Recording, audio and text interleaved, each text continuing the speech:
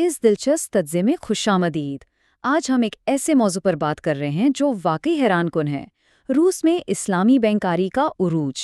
مطلب یہ ایک ایسی پیش رفت ہے جو عالمی معاشیات اور روایتی نظاموں کے بارے میں ہمارے بہت سے پرانے تصورات کو بالکل بدل کر رکھ دیتی ہے۔ تو آئیے فوراً شروع کرتے ہیں۔ اچھا، تو سب سے پہلا سوال جو ذہن میں آتا ہے وہ یہ ہے کہ ایک مکمل طور پر روایتی بینکاری نظام اچانک شریعت کے مطابق کام کرنے کی طرف کیسے مڑ گیا؟ دراصل اس کی وجہ بدلتی ہوئی عالمی سیاست اور ملک کی اپنی آبادی کا ایک انوکھا ملاپ ہے جس نے اس حیرت انگیز مالیاتی تبدیلی کو تقریباً ناگزیر بنا دیا۔ تو چلیں پہلے حصے کی طرف بڑھتے ہیں، اصول اور کچھ ابتدائی تجربات۔ سب سے اہم نقطہ جو ہمیں یہاں سمجھنا ہے وہ روایتی اور اسلامی مالیات کے درمیان بنیادی فرق ہے۔ اسلامی مالیات میں ربا یعنی سود کا تصور سختی سے منع ہے، یہ تو ہم سب جانتے ہیں، لیکن اس کی جگہ کیا ہے؟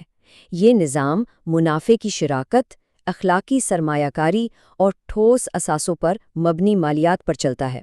یہ محض کوئی چھوٹی موٹی تبدیلی نہیں ہے، یہ ایک بالکل مختلف معاشی فلسفہ ہے جسے ذہن میں رکھنا ضروری ہے۔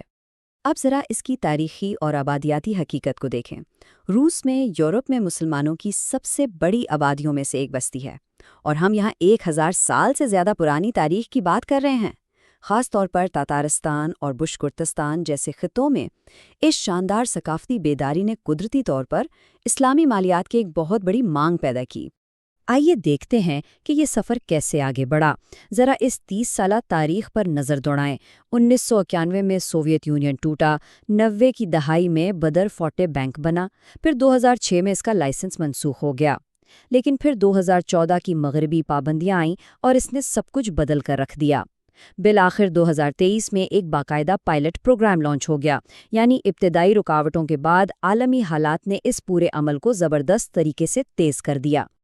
اور یہیں سے ہمارا دوسرا حصہ شروع ہوتا ہے، پابندیاں اور ایک نیا اسٹریٹجک رخ۔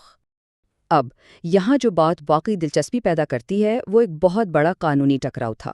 روایتی بینکنگ قوانین مکمل طور پر سود پر مبنی ماڈلز کے لیے بنے تھے۔ اس کا مطلب یہ تھا کہ اگر آپ اسلامی طریقے سے اثاثوں کی خرید و فروخت کرتے تو آپ پر دوہرا ٹیکس لگ جاتا۔ ظاہر سی بات ہے، اس پرانے قانونی فریم ورک میں شریعت کے ماڈلز کا چلنا تقریباً ناممکن تھا۔ لیکن جیسا کہ ہم نے بات کی، 2014 کی مغربی پابندیوں نے سب کچھ بدل دیا۔ روس کو اپنی معیشت کو متنوع بنانے اور مشرق وسطیٰ اور ایشیا سے سرمایہ لانے کی سخت ضرورت تھی۔ اسی معاشی دباؤ کے تحت سود سے پاک ہوم فائنانسنگ، اسلامک لیزنگ، حلال انویسٹمنٹ فنڈز اور سکوک جیسے نئے راستے آہستہ آہستہ کھلنا شروع ہوئے۔ یہ ایک طرح سے وقت کی اہم ترین ضرورت بن گیا۔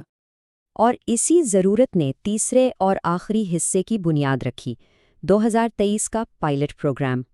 یہ واقعی ایک بہت بڑا قدم تھا۔ ریاستی سطح پر باقاعدہ اجازت دی گئی کہ ایک خاص قانونی فریم ورک کے تحت شریعت کے مطابق مالیاتی خدمات کو ٹیسٹ کیا جائے۔ اور یہ کن علاقوں میں شروع ہوا؟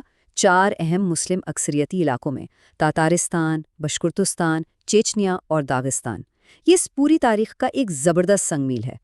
اور یہ چیز بڑی شاندار طریقے سے اس بات کو واضح کرتی ہے کہ یہ مقامی پائلٹ پروگرام دراصل روس کی مشرق کی جانب دیکھنے کی ایک بہت بڑی حکمت عملی کا حصہ ہے۔ مقاصد بالکل واضح ہیں: بیرونی مسلم ممالک سے سرمایہ کاری کھینچنا، مشرق وسطیٰ کے ساتھ تجارت بڑھانا، اور ساتھ ہی اپنی مقامی مسلم آبادی کو ایک ایسا متبادل فراہم کرنا جو ان کے عقائد کے عین مطابق ہو۔ لیکن کیا یہ سفر اتنا آسان ہے؟ ملیشیا یا متحدہ عرب امارات کے مقابلے میں یہ انڈسٹری ابھی روس میں کافی چھوٹی ہے۔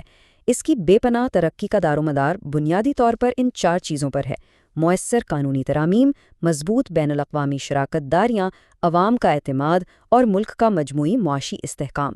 اگر یہ ستون مضبوط ہو جائیں تو اس کا پوٹینشل واقعی بہت بڑا ہے۔ تو یہ سب ہمیں آخر میں ایک بہت گہرے اور دلچسپ سوال پر لا کھڑا کرتا ہے۔ روس میں اسلامی بینکنگ کا یہ عروج عقیدے، معاشیات اور عالمی سیاست کے بدلتے ہوئے تعلق کے بارے میں ہمیں کیا بتاتا ہے؟ ذرا سوچئے کہ 1990 کی دہائی کا ایک چھوٹا سا تجربہ آج کس طرح عالمی سطح پر ایک بڑی مالیاتی حکمت عملی کو نیا روپ دے رہا ہے۔ اس معلوماتی تجزیے کا حصہ بننے کا بہت شکریہ. امید ہے آپ کو یہ موضوع سوچنے پر مجبور کر دے گا. يمحق الله الربا ويربي الصدقات والله لا يحب كل كفار أثيم.